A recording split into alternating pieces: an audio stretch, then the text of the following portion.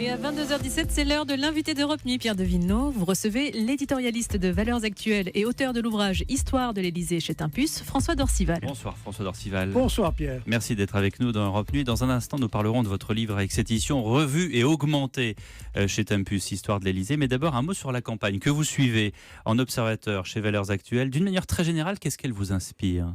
C'est une campagne folle. Tout le monde le dit, mais c'est vrai. Et je dirais que la seconde partie, c'est-à-dire la finale, ne dément pas les espoirs d'accélération et d'intensité. Parce que quand on voit ce qui s'est passé aujourd'hui à Amiens, si ça nous promet les mêmes événements tous les jours, ce sera du grand spectacle. Certains disent que c'est le second tour du vote contre.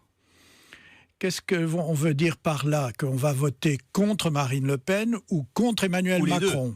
Ou les deux. Effectivement, je pense que le chiffre qui devra être regardé le 7 mai, ce sera celui de l'abstention. Les votes blancs, malheureusement, nous ne le saurons que au résultat. Mais l'abstention, parce qu'en fonction de cette abstention, les résultats seront plus ou moins serrés. Voilà. En tout cas, l'un des candidats, que ce soit Emmanuel Macron ou Marine Le Pen, va se retrouver intronisé le 7 mai prochain, aura les clés du 55 rue du Faubourg Saint-Honoré à Paris, dans le 8e, un lieu chargé d'histoire. Et oui, c'est ce que je m'emploie à essayer de raconter, à expliquer, en effet, à travers les différentes éditions de ces histoires au pluriel de l'Élysée. Soif de pouvoir, disiez-vous, effectivement, mais depuis quand ? En fait, depuis que le pouvoir y est vraiment installé, c'est-à-dire depuis 1959. L'arrivée du général de Gaulle qui succède à René Coty. René Coty n'avait que le pouvoir d'un arbitre de la 4e ou de la 3e République. L'inaugurateur de Chrysanthème, comme on disait. Oui, mais peut-être un peu plus. Un peu plus tout de même. C'est vrai que c'est lui qui a quand même conduit à l'arrivée du général de Gaulle.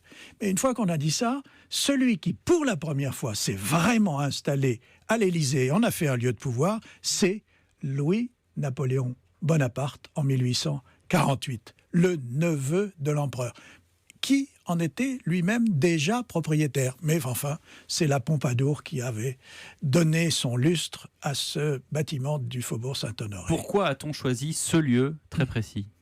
Eh bien, parce qu'en 1848, on ne voulait surtout pas des Tuileries. Et la particularité de l'Élysée, c'est qu'il est ce bâtiment de pouvoir au cœur même de Paris, rive droite, et qu'il a échappé au pillage, aux incendies, aux dégradations, à tout, parce que précisément, il était plus petit, plus modeste, moins visible que les Tuileries qui ont été, comme vous le savez, incendiées par la Commune en 1871. C'est une perception un peu ancienne, parce qu'aujourd'hui, si vous dites qu'il est plus modeste que d'autres bâtiments, certains vont rire. Certains vont rire, mais enfin, regardez quand même ce qui reste du Louvre, regardez ce qui reste du Palais du Luxembourg, du Palais Bourbon, etc. Non, l'Élysée reste relativement modeste et on ne peut pas se poser en hélicoptère à proximité de l'Élysée comme on le fait pour la Maison-Blanche. François Dorcival, je ne vais pas vous demander de révéler des secrets de grands chefs cuisiniers, mais comment est-ce qu'on a accès à tous les secrets que vous relayez dans ces 600 pages de votre livre, et lequel de ces secrets est pour vous le plus marquant ? Ah, ça, c'est une question délicate, mais il y en a beaucoup. Par exemple, pourquoi y a-t-il un tunnel entre l'Élysée, que nous connaissons, un petit tunnel, certes, mais enfin qui permet à des voitures de passer, à des voitures, et d'aller jusqu'à la rue du Cirque. Ben ça date de Napoléon III, parce que Napoléon III avait fait payer sa campagne électorale de 1848, avant d'être l'empereur Napoléon III, par une comédienne anglaise qui s'appelait Miss Howard, et qu'il avait installée très précisément rue du Cirque. Et pour aller la voir, il avait fait creuser ce passage. Pour aller la voir en secret, parce qu'ils allaient, si je lis bien votre livre, ils allaient au bois de Boulogne à cheval, et Absolument. Ça, c'était visible. Absolument, vous avez très bien lu. Et pourquoi un certain président, qui est d'ailleurs encore en place, n'a pas utilisé ce même tunnel alors ? Eh bien, je pense qu'il l'a utilisé. Vous pensez qu'il l'a utilisé ? Je pense qu'il l'a utilisé, oui, parce que les voitures y passent. Justement, dans cette histoire récente, vous narrez point par point l'affaire Julie Gaillet, puis ce qui s'ensuit immédiatement, la séparation très très brutale, et ça vous le dites bien, avec Valérie Trierweiler. Et oui, tout ça se passe en effet au mois de janvier 2014.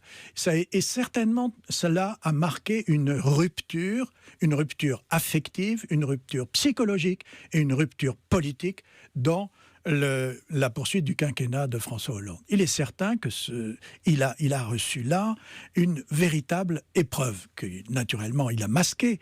Mais quand on relit tout ce qu'il a dit, notamment ce qu'il a dit à nos confrères d'Ave et l'Homme, un président ne devrait pas dire cela, eh bien on constate bien que ça a été une rupture dans ce quinquennat, non seulement sentimentale, mais politique. Des histoires de cœur, ou devrais-je dire des histoires de fesses, il y en a eu, et vous le dites d'ailleurs, pratiquement. Quelques-unes, oui, quelques-unes absolument charmantes, mais effectivement, Caroline Bonaparte, sœur de Napoléon, quand elle est propriétaire de l'Élysée et que son mari chevauche partout en Europe, comme grand cavalier de l'Empire, naturellement, elle a des aventures à Paris, puisqu'il y a bal à l'Élysée tous les lundis.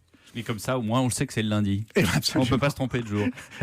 Pour ce millésime, j'allais dire, 2017, on a là deux candidats qui orientent leur campagne autour du peuple, oui. Que ce soit Marine Le Pen ou Emmanuel Macron. Vont-ils, à votre avis, habiter l'Élysée ? De la même façon que François Mitterrand habitait plutôt rue de Bièvre, même si on sait qu'il passait également quai d'Orsay. Habiter de manière privée, parce que... oui, c'est-à-dire ou s'en servir comme un bureau et puis rentrer chez soi après. Beaucoup l'ont fait.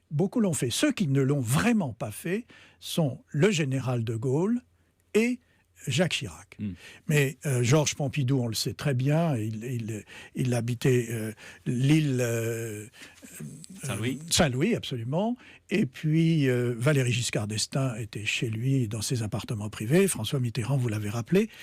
Et par la suite, effectivement, Nicolas Sarkozy habitait quand il y avait crise à l'Élysée, autrement dans son domicile privé, et François Hollande de la même manière, en tout cas dans la première partie de son quinquennat. La seconde partie, je pense qu'il a habité plus souvent les appartements privés de l'Élysée. Et pour le futur président, qu'est-ce que vous en pensez ? Et je pense que ce sera un choix de sa part, mais voilà, considérera-t-il qu'il est président jour et nuit ou pas, que c'est une nécessité ou non, c'est son choix personnel. De toute façon, même le général de Gaulle, qui logeait dans les appartements privés de l'Élysée, à partir de 18h30 ou 19h le soir, il n'était plus joignable. Enfin, il n'était joignable que par son aide de camp, mais il ne participait plus aux affaires. La journée était terminée, comme un militaire. Aujourd'hui, il aurait un smartphone. Les temps changent. François Dorcival, y a-t-il une hypothèse un jour que le palais présidentiel soit ailleurs parce qu'il serait inadapté, pas assez protégé, car en plein centre ? Je crois que c'est trop tard. Je crois que c'est trop tard. Oui, c'est trop tard parce que tous les présidents qui se sont succédés depuis le début, le général de Gaulle, le premier, voulait installer le pouvoir ailleurs qu'à l'Élysée, qu'il trouvait d'abord un petit palais, ensuite mal placé, risquant des incidents éventuellement. Oui, et donc on passe en voiture quand même, rue de Marigny, mais en avenue Gabriel. En 1968, les manifestants ne sont pas passés très loin, les manifestants hostiles. Et donc, voilà, le général de Gaulle avait pensé à l'école militaire, aux Invalides, à Vincennes, etc. François Mitterrand s'est demandé s'il n'allait pas le déplacer lui aussi. Ou construire un nouveau lieu. Bien sûr. Comme on a construit un tout nouveau ministère de la Défense à Ballard. Oui, ou comme on a construit l'Arche de la Défense, puisque à l'époque, ça faisait rêver. Et même Nicolas Sarkozy lui-même avait fait préparer des plans, etc. Mais je crois que si aucun ne l'a fait, c'est que c'est un lieu éminemment symbolique. Symbolique du pouvoir, symbolique parce qu'on l'appelle l'Élysée et qu'on ne va pas appeler l'Élysée un autre palais que celui-là. Merci François Dorcival, Histoire de l'Élysée, publié chez Tempus.